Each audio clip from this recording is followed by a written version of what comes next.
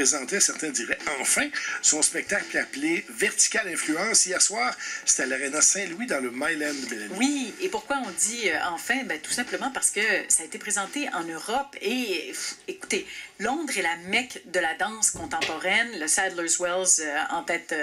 Et ils avaient dans le Guardian, donc nécessairement, hein, si vous êtes au Guardian à couvrir la scène en danse, vous les voyez tous. Et l'an passé, ils ont coté ce spectacle Vertical Influence 5 étoiles et un des 10 événements de danse marquants en 2014. C'est quelque chose. Non, et donc, ils arrivaient enfin chez nous. Et j'ai envie de dire, il faut en profiter pendant qu'ils passent parce qu'ils sont, grosso modo, en exil, faute d'appui ici, pour ce qui pourrait être un nouvel art de la scène, et présentaient donc programme double. Ça commençait avec influence. Et ce sont vraiment les influences au pluriel au sein d'un groupe.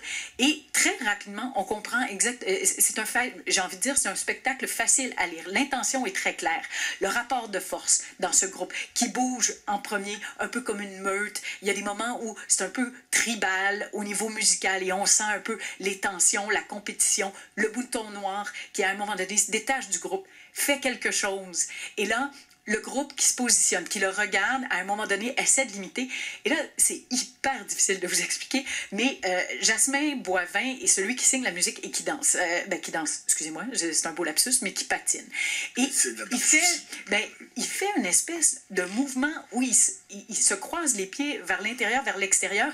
Pour ceux qui sont en mathématiques, quand sinus, la courbe et cosinus se croisent, ça donne ça avec ses jambes.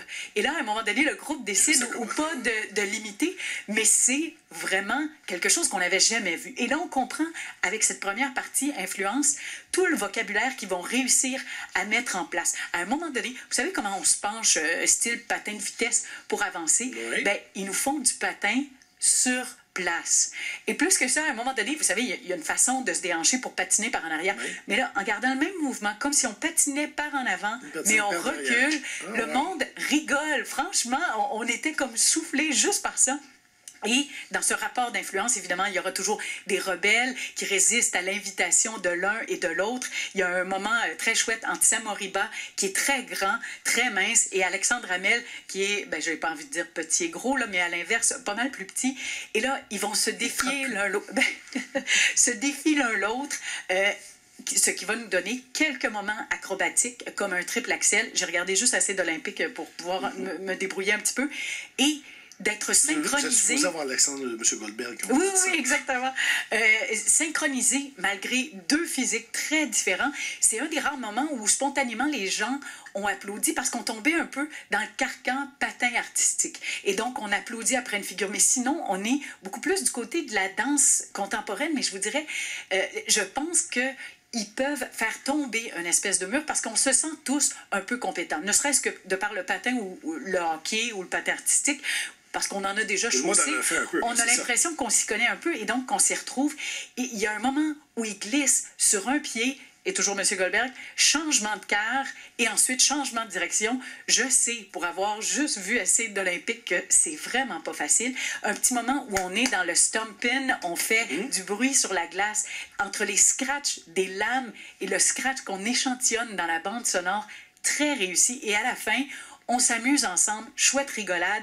Et là, j'ai même pas parlé de ce qui devient par moments très beau, très contemplatif, parce qu'il y a des moments un petit peu plus doux, calmes. C'est le dessin des lames, à force de repasser aux mêmes endroits, qui dessinent des lignes très belles sur la glace, et l'éclairage. Au niveau de la patinoire, il y a des moments où l'aréna au complet devenait d'un turquoise que j'ai pas vu souvent en spectacle. Bref, vous voyez que tous les niveaux du spectacle ont été finement pensés.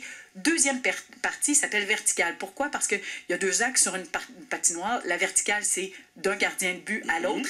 Et là, on s'est déplacé. On était dans les estrades, j'ai envie de dire, normales de l'aréna. Là, on avait des estrades installées à un bout de la patinoire. Et là, on alterne entre lumière et noir presque complet. Et ils apparaissent devant nous comme s'ils fonçaient sur nous. Et ensuite, on freine brusquement. Le rapport, d'habitude, on dit le rapport scène-salle. Là, c'est le rapport estrade-glace. Oui. Et frontal, il y a quelque chose d'un petit peu inquiétant. et en même temps, on est vraiment en communion, on est avec eux, et ils vont glisser, j'ai envie de dire, dériver, tous ensemble, comme une meute, vers nous, parfois droit, parfois juste de biais. Et tout ça est contrôlé. Quand vous avancez avec vos deux jambes, c'est facile de voir entre nous comment je dois allonger le pas pour qu'on soit tous ensemble.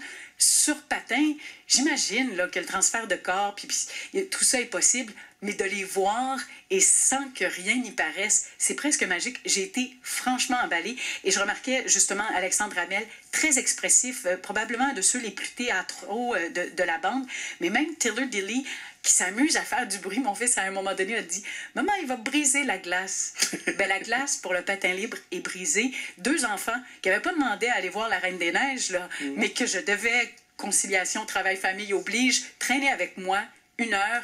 Ils n'ont pas rechigné, ont été très heureux de ce qu'ils ont vu. Et moi de même. Alors, 21 mars à 20h30, 22 mars à 14h30, 28, 29, 30 mars aussi, lepatinlibre.com, c'est juste 20 $. Et voilà. Merci beaucoup, Mélanie. Circulation. En ce moment, les traversées de la Rive-Sud, c'est recommandable partout.